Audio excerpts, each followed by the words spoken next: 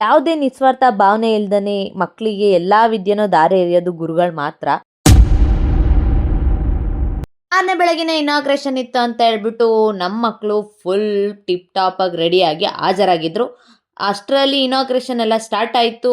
ಯಾವ್ಯಾವ ಥರ ಏನು ಯಾವ್ಯಾವ ಗೇಮು ಯಾವ್ಯಾವತ್ತಿರುತ್ತೆ ಅಂತ ಎಲ್ಲ ಎಕ್ಸ್ಪ್ಲೈನ್ ಮಾಡ್ತಾ ಇದ್ರು. ಹಂಗೆ ಇನಾಗ್ರೇಷನ್ ಮುಗಿಸಿ ನಾವು ಬಂದಿದ್ದೆ ಕಾಂಪಿಟೇಷನ್ ಕಡೆಗೆ. ಒಂದೊಂದೇ ಆಪರೇಟರ್ಸ್ ಇರುತ್ತೆ. ಒಂದೊಂದೇ ಆಪರೇಟರ್ಸ್ಗೆ ಇಷ್ಟು ಜನ ಮಕ್ಕಳು ಅಂತ ಹೇಳಿ ಕರೀತಾರೆ.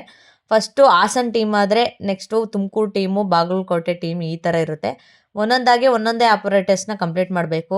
ಒಂದು ಎಲಿಮೆಂಟ್ಸಿಗೆ ಇಷ್ಟು ಪಾಯಿಂಟ್ ಅಂತ ಇರುತ್ತೆ. ಆ ಎಲಿಮೆಂಟ್ನ ಕಂಪ್ಲೀಟ್ ಮಾಡಿದ್ರೆ ಎಲಿಮೆಂಟು ಡಿಡಕ್ಷನ್ನು ಎಲ್ಲ ಕೌಂಟ್ ಮಾಡಿ ಡಿ ಸ್ಕೋರ್ನ ಲಾಸ್ಟಿಗೆ ಹೇಳ್ತಾರೆ.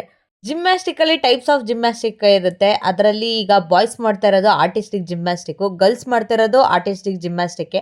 ಆರ್ಟಿಸ್ಟಿಕ್ ಜಿಮ್ನಾಸ್ಟಿಕಲ್ಲಿ ಸಪ್ರೇಟ್ ಆಪರೇಟರ್ಸ್ ಇರುತ್ತೆ. ಗರ್ಲ್ಸಿಗೆ ಸಪ್ರೇಟು, ಬಾಯ್ಸಿಗೆ ಸಪ್ರೇಟ್ ಇರುತ್ತೆ.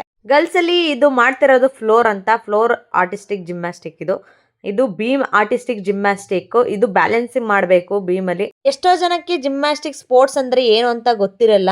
ಆ ಸ್ಪೋರ್ಟ್ಸು ಗೊತ್ತಾಗಲಿ ಅಂತ ನಾನು ಈ ವಿಡಿಯೋ ಮಾಡಿದ್ದೀನಿ. ನಮ್ಮ ಹಾಸನ್ ಟೀಮ್ಗೆ 10 ಮೆಡಲ್ ಆಗಿತ್ತು. ಇದನ್ನ ಗ್ರಾಂಟೆಡ್ ಅಣ್ಣಂಗೆ ಮಾಡ್ತಾ ಇದ್ರು ಮಕ್ಕಳುಗಳು.